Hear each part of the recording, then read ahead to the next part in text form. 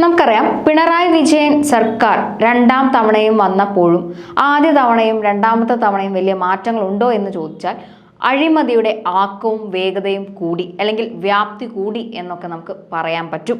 കാരണം അത്തരത്തിലാണ് ഈ ഭരണം മുന്നോട്ട് പോകുന്നത്. വേണ്ടതെന്തോ വേണ്ടാത്തതെന്തോ എന്നറിയാത്ത അവസ്ഥയിലാണ് സർക്കാർ മുന്നോട്ട് പോകുന്നത്. ഇതൊരിക്കലും വിമർശനമല്ല, നിരീക്ഷണമാണ്.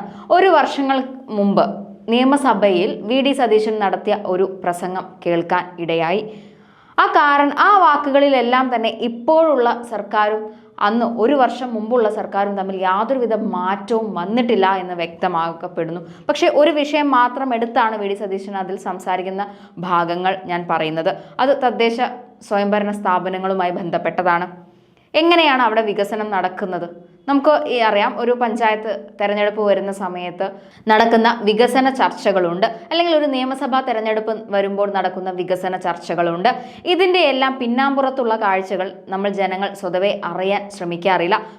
ഇപ്പോൾ കഴിഞ്ഞ ദിവസം തന്നെ ഫണ്ടുമായി ബന്ധപ്പെട്ട് ലോകബാങ്ക് നൽകിയ ഒരു കേര പദ്ധതിക്ക് നൽകിയ ഫണ്ട് വകമാറ്റുക ഉപയോഗിച്ചു എന്നുള്ള വാർത്തകൾ പുറത്തു വന്നിരുന്നു. അതുമായി ബന്ധപ്പെട്ട ഒരുപാട് പ്രശ്നങ്ങൾ ഇപ്പോൾ മുഖ്യമന്ത്രിയും വകുപ്പ് തല ഉദ്യോഗസ്ഥരും വകുപ്പ് മന്ത്രിയും അനുഭവിക്കുന്നുണ്ട്. അതുപോലെ തന്നെ ഇതെല്ലാം വകമാറ്റി ഉപയോഗിക്കുന്നു, അല്ലെങ്കിൽ ഈ ഫണ്ടെല്ലാം എവിടെ പോയി എന്നുള്ളത് പലർക്കും അറിയില്ല, പ്രത്യേകിച്ച് നമ്മൾ ജനങ്ങൾക്ക്. കാരണം മുഖ്യമന്ത്രി പറയുന്ന വികസനം മാത്രമാണ് നമ്മൾ കാണുന്നത്.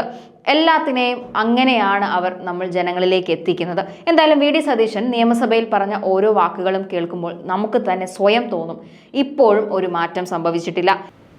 വി.ഡി. സതീശന്റെ വാക്കുകളൊക്കെ ഒന്ന് കേൾക്കുന്ന സമയത്ത് നമുക്ക് മനസ്സിലാകും അന്നത്തെ സർക്കാരും ഇന്നത്തെ സർക്കാരും തമ്മിൽ യാതൊരുവിധ മാറ്റവും സംഭവിച്ചിട്ടില്ല.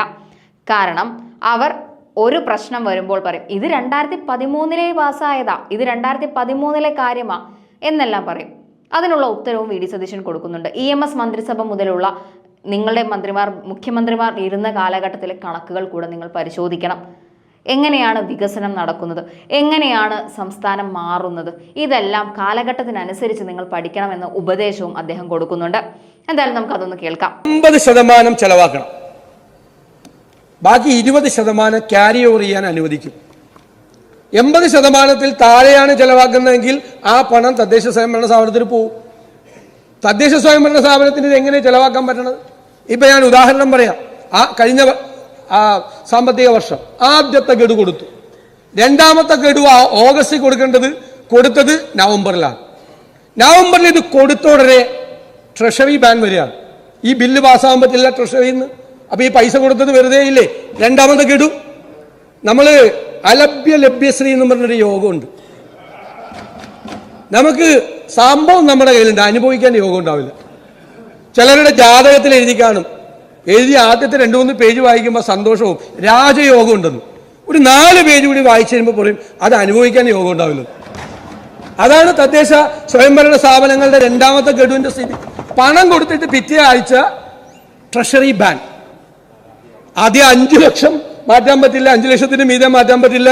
കുറച്ചു ദിവസം കൂടി കഴിഞ്ഞപ്പോൾ 1 ലക്ഷത്തിന് മീതെയുള്ള ബില്ല് മാറാൻ പറ്റില്ല. സാറേ, പഞ്ചായത്തിൽ പുല്ല് വെട്ടിക്കഴിഞ്ഞാൽ അതിന്റെ കാശ് കൊടുക്കാൻ പറ്റില്ലായിരുന്നു. രണ്ടാമത്തെ പുല്ല് വെട്ടിയ ഏറ്റവും ചെറിയ പണിയാ. പുല്ല് വെട്ടിക്കഴിഞ്ഞാൽ അതിന്റെ കാശ് കൊടുക്കാൻ പറ്റില്ല. ഇനി മൂന്നാമത്തെ ഗഡു എന്ന് പറയുക ഗംഭീര. മാർച്ച് 23 മൂന്നാമത്തെ ഗഡു കൊടുക്കുകയാണ്. അപ്പോഴേക്കും മാർച്ച് 22 അതിന്റെ തലേ ദിവസം എല്ലാ ട്രഷറിയും പൂട്ടി. ട്രഷറി പൂട്ടിയതിന്റെ പിറ്റേ ദിവസം, സാധാരണ പണ്ടൊക്കെ മാർച്ച് 31 അർദ്ധരാത്രിയും പിറ്റേ ദിവസം വെളുപ്പാങ്കാലം വരെ ട്രഷറി വർക്ക് ചെയ്യും. ഈ സർക്കാരിന്റെ ഗുണം കൊണ്ട് ഒരാഴ്ച 8 ദിവസം മുമ്പ് മാർച്ച് 22 കേരളത്തിലെ ഒട്ടുമിക്ക ട്രഷറിയും പൂട്ടി. എന്നിട്ട് ഇവര് 23 മൂന്നാമത്തെ ഗഡു കൊടുക്കുക. അപ്പൊ ഇമ്മ നോക്കിയിരിക്കുകയാണ് ആ പേപ്പർ. പഞ്ചായത്ത് സെക്രട്ടറിയും പഞ്ചായത്ത് പ്രസിഡന്റും മുനിസിപ്പൽ ചെയർമാനും കൂടി ഈ പേപ്പർ പൈസ കിട്ടി, പക്ഷെ ട്രഷറി പൂട്ടി. എന്താ നിങ്ങൾ കാണിച്ചത്? നിങ്ങൾ ആരെയാണ് ഇങ്ങനെ പരിഹസിച്ചത്? നിങ്ങൾ ആരെയാണ് ഇത് പരിഹസിച്ചത്? എന്നിട്ട് പറയാണ് 80% ചെലവാക്കണം. എവിടെ 80% ചെലവാക്കാൻ പറ്റും? ആദ്യത്തെ ഗഡു അങ്ങനെ പോയി, കുഴപ്പമില്ല. രണ്ടാമത്തെ ഗഡു വന്നപ്പോൾ മറ്റേ പ്രശ്നം, ലഭ്യശ്രീ. മൂന്നാമത്തെ ഗഡു ട്രഷറി പൂട്ടി. ഇതൊരു 80% ചെലവാക്കിയില്ലെങ്കിൽ പറ്റത്തില്ല, നഷ്ടപ്പെടും. അപ്പൊ നഷ്ടപ്പെട്ടല്ലോ. 20% ക്യാരി ഓവർ 2021-22 തൊട്ട് ക്യാരി ഓവർ കൊടുത്തിട്ടുണ്ടോ? ക്യാരി ഓവർ ഇപ്പൊ കഴിഞ്ഞ പ്രാവശ്യം ക്യാരി ഓവർ ചെയ്ത് പറയാൻ പോണെന്താ, ഈ വർഷത്തെ പദ്ധതിയിൽ നിന്ന് എടുക്കണം. അപ്പൊ ഈ വർഷത്തെ പദ്ധതിയുടെ കാര്യത്തിൽ തീരുമാനമായല്ല. ഈ വർഷത്തെ പദ്ധതി വാർഷിക പദ്ധതി ഉണ്ടാക്കുക, അതിന് തയ്യാറെടുപ്പ് നടത്തുക, ഇതെല്ലാം ചെയ്ത് ആ പ്ലാൻ ഡോക്യുമെന്റുമ്പോൾ നോക്കിയിരിക്കേണ്ട ഗതികേടിലാണ് പഞ്ചായത്തുകൾ. എല്ലാ തദ്ദേശ സ്വയംഭരണ സ്ഥാപനങ്ങളും ആ ഗതികേടിലാണ്. നിങ്ങളത് മനസ്സിലാക്കണം. നിങ്ങൾ വലിയ കണക്കൊക്കെ പറഞ്ഞു. ഈ പല മന്ത്രിമാര് കണക്ക് പറയുമ്പോൾ 2011-16 അവർ കണക്ക് പറയും, എന്നിട്ട് പിന്നെ ഇപ്പോഴത്തെ ഒരു കണക്ക് പറയും.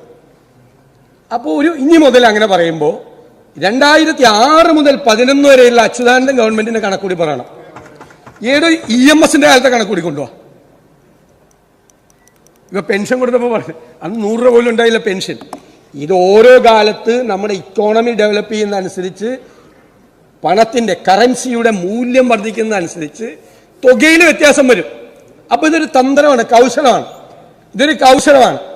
ഏത് പണം അന്നത്തെ തുക പറയാ, ഇന്നത്തെ തുക പറയാ. അപ്പൊ ബാക്കിൽ പാവങ്ങൾ അറിയാതെ ഇത് കൈയടിക്കും. കാരണം നമ്മുടെ ഗവൺമെന്റ് വന്നപ്പോ തുക കൂടിയല്ലോ എന്നുള്ള സന്തോഷത്തിലാണ് നിങ്ങൾ കൈയടിക്കുന്നത്. നല്ല ചുട്ട മറുപടിയായി പ്രതിപക്ഷത്തിന് എന്ന് പറഞ്ഞാൽ കൈയടിക്കുന്നത്. അപ്പൊ നിങ്ങൾ നോക്കേണ്ടത് 2006-11 ഒരു കണക്കൂടി വെച്ചാലോ, അപ്പൊ തലേ കൈവയ്ക്കും. അത് ഓരോ കാലത്ത്, ഓരോ ഗവൺമെന്റിന്റെ കാലത്ത്, അല്ലെ ഞാൻ പറയാം EMSന്റെ കാലത്തുള്ള കണക്കൂടി കൊണ്ടുപോവാ. അപ്പൊ ഭയങ്കര വ്യത്യാസമായിരിക്കും ഇപ്പോഴത്തെ തുക. അത് വെച്ചൊന്ന് കമ്പയർ ചെയ്യും. നിങ്ങൾ അങ്ങനെയാണ് ഫിനാൻസ് കമ്മീഷൻ, നിങ്ങളുടെ ഒരു 56,700 കോടി രൂപയുടെ കണക്കുണ്ടല്ലോ, ഇവര് 10ാം ധനകാര്യ കമ്മീഷനും 15ാം ധനകാര്യ കമ്മീഷനും തമ്മിൽ കമ്പയർ ചെയ്തു. 10ാം ധനകാര്യ കമ്മീഷൻ 95-ലാണ്. 95-ലെ ധനകാര്യ കമ്മീഷന്റെ അവാർഡും. ബഹുമാനപ്പെട്ട അന്ന് ശ്രദ്ധിക്കണം, ഞാൻ ഒറ്റ സെന്റൻസേ പറഞ്ഞുള്ളൂ, ഞാൻ അതിലേക്ക് വരുന്നേ ഉള്ളൂ.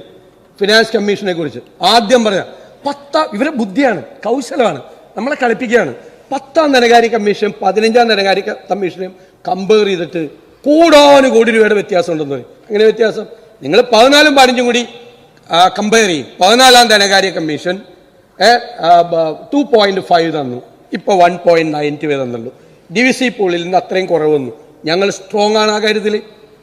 അതിന്റെ മാനദണ്ഡങ്ങൾ പുതുക്കി ഫിനാൻസ് കമ്മീഷൻ നിശ്ചയിക്കണം എന്ന കാര്യത്തിൽ ദേശീയ തലത്തിൽ ഞങ്ങൾ ഉറച്ച നിലപാടെടുത്തിട്ടുണ്ട്. പക്ഷെ ഇവിടെ മന്ത്രി പറഞ്ഞ കാര്യങ്ങൾ കേട്ടാൽ നിങ്ങൾ ഞെട്ടിപ്പോകും. എന്താണ്? GST കോമ്പൻസേഷന്റെ കാര്യത്തിൽ കേന്ദ്ര ഗവൺമെന്റ് കാണിച്ച അവഗണന. GST കോമ്പൻസേഷൻ എന്താ? പാർലമെന്റ് ഒരു നിയമം പാസാക്കി GST നടപ്പാക്കുകയാണ്. GST നടപ്പാക്കുമ്പോൾ സംസ്ഥാനങ്ങൾക്ക് നഷ്ടം, നികുതി വരുമാനത്തിൽ, നികുതി വളർച്ചയിൽ, നിരക്കിൽ വ്യത്യാസം വന്നാൽ അതിന്റെ നഷ്ടപരിഹാരം കേന്ദ്രം തരും. 5 കൊല്ലത്തേക്ക് തരും. 14% റവന്യൂ ന്യൂട്രൽ റേറ്റ്. 14 കുറഞ്ഞാൽ കേന്ദ്ര ഗവൺമെന്റ് GST കോമ്പൻസേഷൻ തരും. 5 കൊല്ലവും നിങ്ങൾ GST കോമ്പൻസേഷൻ വാങ്ങിച്ചു. എന്നിട്ട് ഇപ്പൊ പറയണത് എന്താ തരുമോ? 6ാമത്തെ കൊല്ലം കൂടി GST കോമ്പൻസേഷൻ കിട്ടുമായിരുന്നുവെങ്കിൽ ഒരു 12,000 കോടി കിട്ടിയെന്ന്. ഇത് എവിടത്തെ കണക്കാണ്?